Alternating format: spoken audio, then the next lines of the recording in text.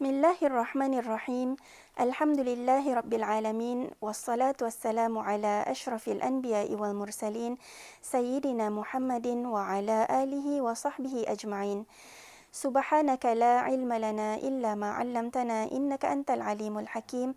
Rabbi shrah li sadri wa yassir li amri wahlul 'uqdatam min lisani yafqahu qawli. Amma ba'd.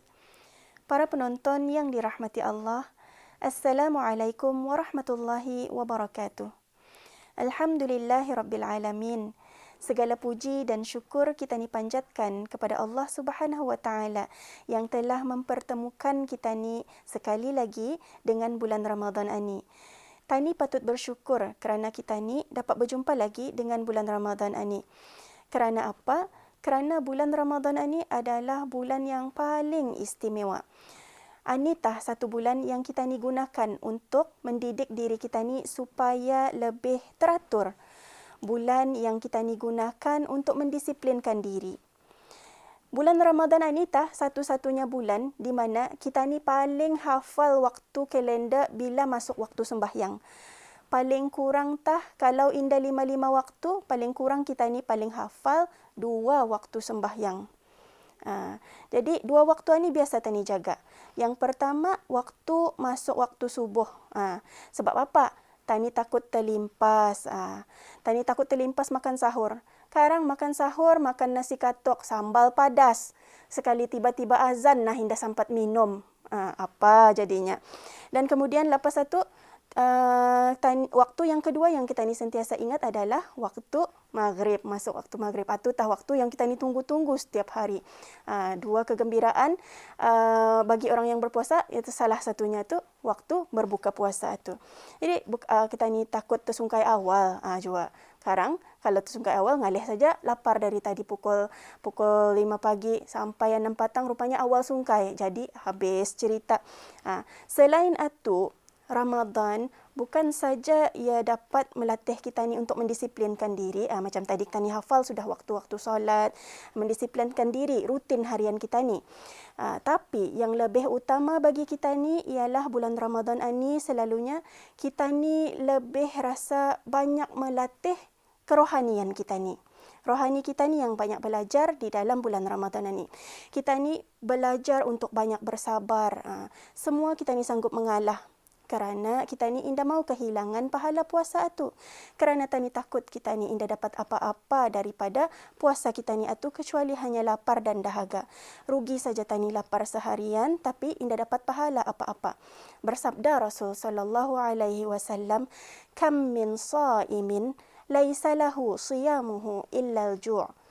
Yang maksudnya ada banyak saja orang yang berpuasa ini ia indah dapat apa-apa pahala kecuali ia dapat lapar saja. Jadi kita ni indah boleh mengambil Ramadan itu, mengambil bulan Ramadan itu macam take it for granted. Jangan kita ni memandang ringan akan segala perbuatan kita ni di dalam bulan Ramadan ini. Sebabnya kita ni selalu kita ni lihat objektif sebenarnya Allah Subhanahu wa taala memerintahkan kita ni hambanya ni untuk berpuasa di dalam bulan Ramadan ini untuk apa? Kita ni lihat ayat 183 surah Al-Baqarah. A'udzubillahi minasyaitonirrajim. Bismillahirrahmanirrahim. Ya ayyuhalladzina amanu kutiba alaikumusshiyam kama kutiba alal ladzina min qablikum la'allakum tattaqun. Maksudnya, wahai orang-orang yang beriman, diwajibkan ke atas kamu berpuasa sebagaimana diwajibkan ke atas orang-orang yang sebelum kamu supaya kamu bertakwa. Itulah objektifnya. Allah suruh kita ni puasa supaya kita ni bertakwa. Supaya kita ni meningkatkan ketakwaan kita ni. Bukannya senang untuk meningkatkan ketakwaan ini. Sudah pasti banyak ujian yang kan kita ni mesti lulus dulu. Kalau mau tingkatan takwa, kita ni mesti lulus ujian dulu. Jadi untuk lulus ujian itu sudah pasti banyak latihan yang perlu kita ni lakukan. Cuma bukannya bermaksud dalam bulan lain kita ni tidak diuji. Tidak, kita ni diuji juga dalam bulan lain. Atau dalam bulan lain kita ni tetap juga mendapat peluang untuk meningkatkan ketakwaan. Cuma dalam bulan Ramadan ini, kita ni akan merasa ujian itu lebih mencabar. Sebab apa? Semua kita ni diuji dengan kelaparan di siang hari. Allah kurniakan kita, sebab itu Allah kurniakan kita ni pahala puasa. Allah berikan kita ni ganjaran dari pahala puasa tu, Allah kurniakan kita ni hati yang bersih. Dari puasa tu, sebab kita ni hari-hari kita ni rasa lapar, kita ni rasa dahaga, kita ni jadi banyak masa untuk merefleksi diri. Kita ni lihat orang sekeliling, kita ni pun sama jua lapar macam kita ni. Namanya sama-sama puasa. Jadi bila kita ni melihat segala tingkah laku yang indah menyenangkan daripada orang lain, kita ni mampu bersabar. Kita ni faham kenapa ia bersikap demikian. Jadi kita ni indah terburu-buru untuk marah dengan sikap-sikap yang indah kita ni indah kita ni suka ia tu. Jadi sebab kita ni pun merasa benda yang sama. Sudah tentu kita ni pun menghadapi perkara-perkara ini, kita ni pastikan diuji sebenarnya mengikut level yang kita ni mampu. Dalam surah Al-Baqarah ayat 286, Allah Subhanahu wa taala berfirman, surah Al-Baqarah ayat yang paling ujung sekali. A'udzubillahi minasyaitonir rajim. La yukallifullahu nafsan illa wus'aha. Maksudnya Allah indah membebani seseorang dengan kewajipan ataupun apa yang akan diujinya tu, kecuali melainkan apa yang terdaya olehnya. Jadi macam mana sepatutnya respon kita ni apabila kita ni diuji? Untuk memelihara ibadah puasa kita ni, supaya kita ni indah rugi, apa yang kita ni dapat lakukan ialah hanya untuk berfikiran positif. Bila kita ni kena uji, kita ni positif saja dalam semua perkara. Positif macam mana? Jadi pertama sekali, Tani merasa hal yang datang itu merupakan ujian. Bila Tani tahu yang datang itu kita ni dapat ujian, kita ni perlu bersyukur. Supaya kita ni lebih tenang apabila kita ni berdepan dengan ujian, apa saja perkara, kita ni ingat dan pegang satu firman Allah ni. Jadi walaupun kita ni indah hafal ayat lain, apabila kita ni berdepan, bila kita ni indah hafal ayat lain, indah apa-apa. Tapi satu ni kita ni pegang benar-benar. Bagi sesiapa yang kuat marah ataupun payahkan sabar, pegang satu ayat ini benar-benar. Dalam surah Al-Ankabut ayat 2, Allah Subhanahu wa taala berfirman, A'udzubillahi minasyaitonir rajim. Ahasiban nasu ayyutraku ayyaqulu amanna wa hum la yuftanun. Maksudnya, apakah manusia itu menyangka bahawa mereka akan dibiarkan dengan hanya mengatakan aku ni sudah beriman ni, sedangkan mereka belum diuji.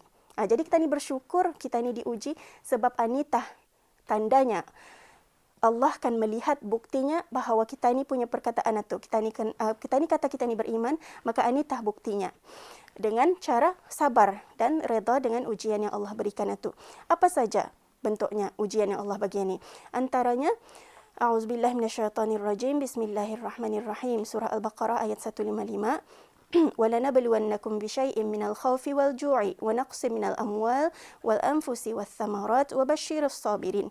Dan sesungguhnya akan kami berikan cubaan kepadamu dengan sedikit ketakutan, kelaparan, kekurangan harta, jiwa dan buah-buahan. Dan berikanlah berita gembira kepada orang-orang yang sabar. Jadi inilah antara ujian yang Tani rasa dalam berpuasa ni. Ada kan sebutkan tadi kan lapar. Jadinya itu antara ujian-ujian yang boleh yang kita ni rasa setiap hari di dalam bulan Ramadan ini. Maka Allah di hujung ayat itu memberitahu, berikanlah berita gembira kepada orang-orang yang sabar. Apabila kita ni sabar, Allah beri berita gembira. Jadi siapa orang-orang yang bersabar ini? Mereka itu ialah, Allah sambung lagi di ayat yang seterusnya, alladzina asabathum musibatun qalu inna lillahi wa inna ilaihi raji'un. Siapa yang apabila Allah berikan ujian, ia berkata inna lillahi wa inna ilaihi raji'un. Jadi ini kita ni betulkan, bukannya hanya kita ni sebut inna lillahi wa inna ilaihi raji'un itu apabila kita ni mendengar kematian saja. Ni di dalam bulan Ramadan ini terus duduk di sebelah inna lillahi wa inna ilaihi raji'un. Kenapa kalau siapa meninggal ni? Bukan mak laparku. Cuma tu. Jadi itulah Mudah-mudahan dengan itu kita ni dapat ganjaran sebagaimana yang dijanjikan oleh Allah. Berita gembira yang dijanjikan oleh Allah. Apa berita gembiranya? Allah sambung di ayat seterusnya. Ulaika alaihim salawatum mir rabbihim wa rahmah wa ulaika humul muhtadun. Mereka itulah orang yang mendapat keberkatan yang sempurna dan rahmat dari Tuhan mereka, dan mereka itulah orang-orang yang mendapat petunjuk. Jadi khabar gembiranya ialah orang-orang yang sabar ini ia akan mendapat salawat direct daripada Allah Subhanahu Wa Taala, dan mereka juga dapat kasih sayang Allah dan mereka akan mendapat petunjuk. Jadi para penonton yang dirahmati Allah, bayangkan segala bentuk ganjaran yang besar yang akan tani perolehi daripada sabar dan syukur ini. Kita ni dapat dalam bulan Ramadan, di mana di dalam bulan Ramadan ini segala pahala yang kita ni perolehi akan dilipat gandakan lagi. Sedangkan hari biasa sudah ganjarannya besar, apalagi di dalam bulan Ramadan dilipat gandakan lagi.